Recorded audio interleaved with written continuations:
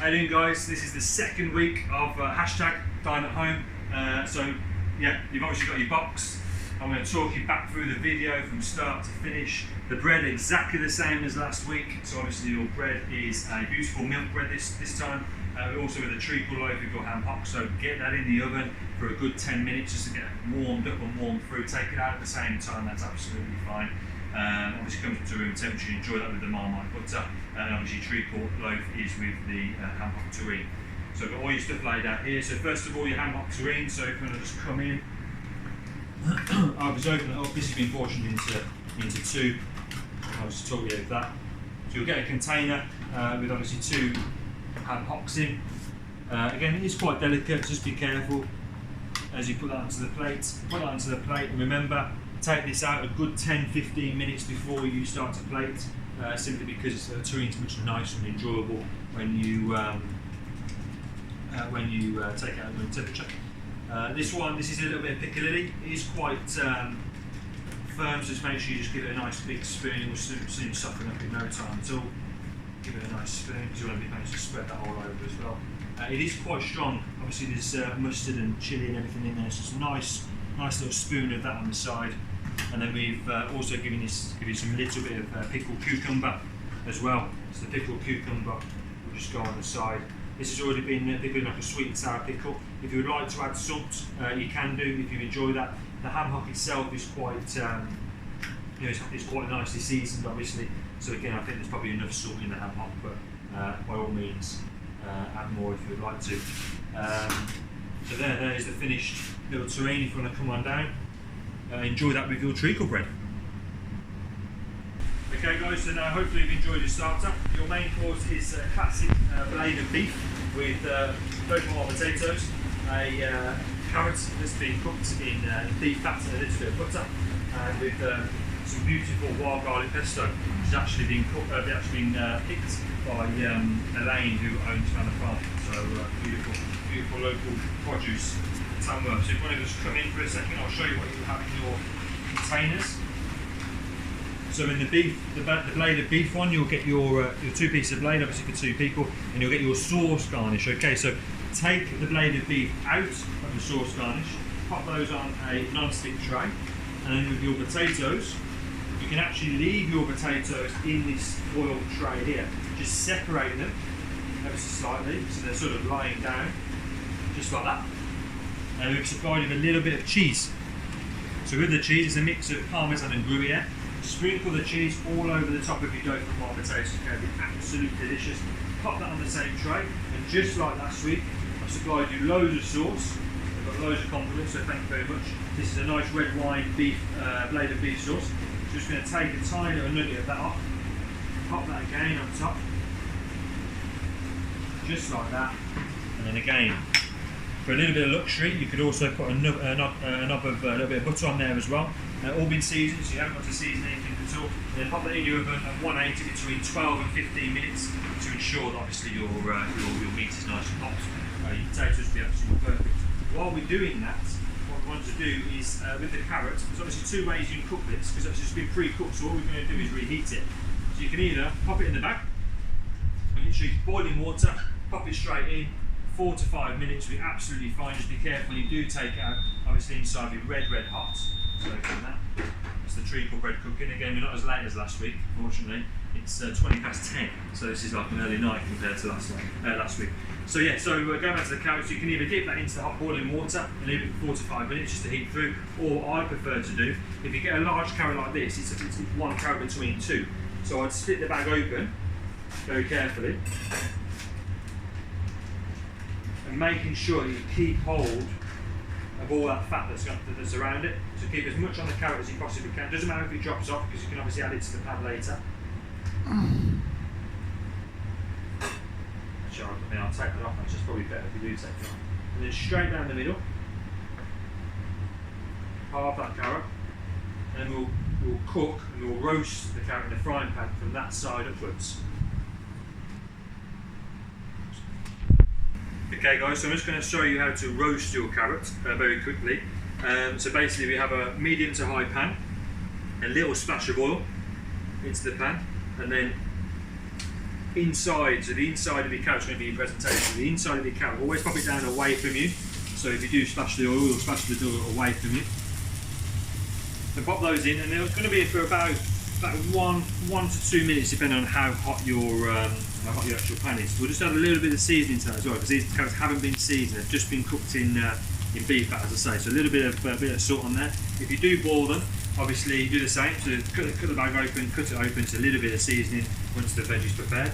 Just while they're nicely roasting in this pan, as you can see, I've just put the rest of the sauce with that bourguignon garnish. I'll put that bourguignon garnish, which was in your blade of beef tin. I'll put that in there, and that's literally very gently heating up. You can just leave that as it is. There's no rush with that at all. So with your carrots, you want to cook them sort of 90% on that one side. So you can see it's just starting to caramelise. The natural sugars of the carrot are starting to caramelise beautifully there, actually. So you can take this for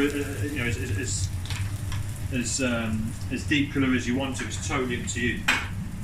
I quite like having a high caramelisation on my carrots, so again I'll be cooking it for a little bit longer.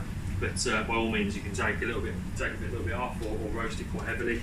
Also, what is quite nice, there's enough in the dish. But if you want to add a little bit of sweetness, you can start to add a little bit of honey at the end as well, just to add that bit of sweetness into it. But as I said, I think it's absolutely fine as they are. Okay, so that's the sort of colorisation that we're looking for on the carrots. Beautiful roasted colour on there. So with that fat and with that beef fat that we'd obviously retained in the bag, pop that in the middle. There'll be quite a bit of smoke. You can pretty much turn your pan off now and let the residual heat of the pan actually to heat up the carrots inside. So that beef fat's in a beautiful smell. And you can literally just almost baste the one side of that carrot, and then we'll just flip it over. I've turned the heat off completely now, and now I'm just allowing the heat of the pan and the heat of the oil just to continually heat that carrot through. And you can just leave it as long as the heat's off, which this is. Allow that carrot just to sit there, basting it every now and again. Just allow that carrot just to sit there, and it will just become beautiful warm as the time goes on. So that's how I personally would do the carrot, but you're more than welcome to boil it in the bag and split it open, depending on if you're watching the figure or not. Okay? Okay guys, so for plating, I haven't warmed up my blade of beef or my dough for my potatoes. It's only because the treacle bread is cooking, so it's a bit of time. Obviously, as I said to you, make sure you do it for the amount of time we did to it. It'll be absolutely delicious. So wild garlic pesto first is again how I would plate it. You can plate it however you want. Okay, so this is how I would plate it. The wild garlic pesto is delicious for the whole entire dish. Okay, so I would literally put it onto the middle of the plate, and I would literally make it really sort of messy on the plate. Okay, I've come a little bit off centre to allow me to plate it around it. Okay, clean spoon. So obviously the blade will be cooked at this stage. It'll be nice and hot. So just be careful of your hands. Lift that up onto there. Your beautiful gratinated potatoes. Obviously they will be when you cook them. Absolutely delicious. These are beautifully roasted. Nice bit of carrot in the centre there, and then with your sauce, all that bacon, mushroom and shallot mix that is all in there. I would literally, as I always say, always sauce the protein first, and then sauce around the plate for your main course. And there we have it. Blade of beef bourguignon with dough from our potatoes, beef fat glazed carrot, and some wild garlic pesto on the bottom. Okay guys, so for your final course, which is your baked apple with ginger sponge soaked in a little bit of calvados. We've got a pecan crumble, which is here in a little pot. We've got beautiful, rich caramel sauce, a little bit of salted caramel in there, a bit of salt in there as well. And then you have the bag returns. This is just a plain creme pat with no orange juice. It adds a little bit more luxury as well. This is a really sort of rich, sort of almost sickly dessert. I absolutely love it. But again, obviously, just if you don't want to add the cream, don't add that for something else. But if you want to add a bit of fresh apple to it, you can do. It's totally up to you. But this, I've designed this dessert so it's actually eaten at the pot it comes in. Again, if you do want to put it into a nice plate or on a bowl, you're more than welcome. But to start with, just place that into the microwave for about 30 to 45 seconds, just to take the chill off the apple, and even just take the chill off the calvados soaked sponge as well. And then when that's out of the fridge, when it's out of the oven, when it's out of the microwave, I would very simply, we've obviously cored the apple, So with the apple, you will see that there's a hole in the centre. Have a little look in there. Obviously it is all in one, so you need a sort of a deep spoon to put it in there, but yeah, fill that middle of that core with that apple, and then again I would literally just very simply sprinkle a little bit of the crunch on top, get all that in there for a bit of texture.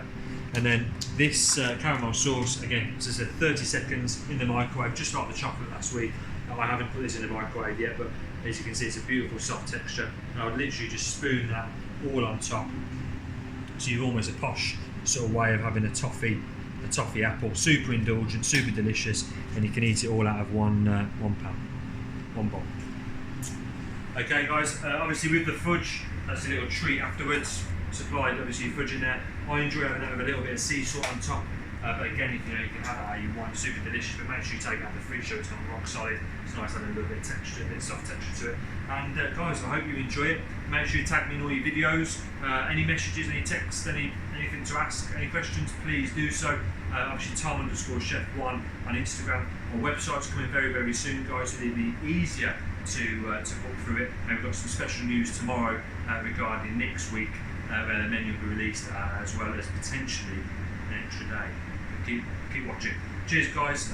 Cook well, keep safe, and yeah, enjoy. #Dine at home. Thank you.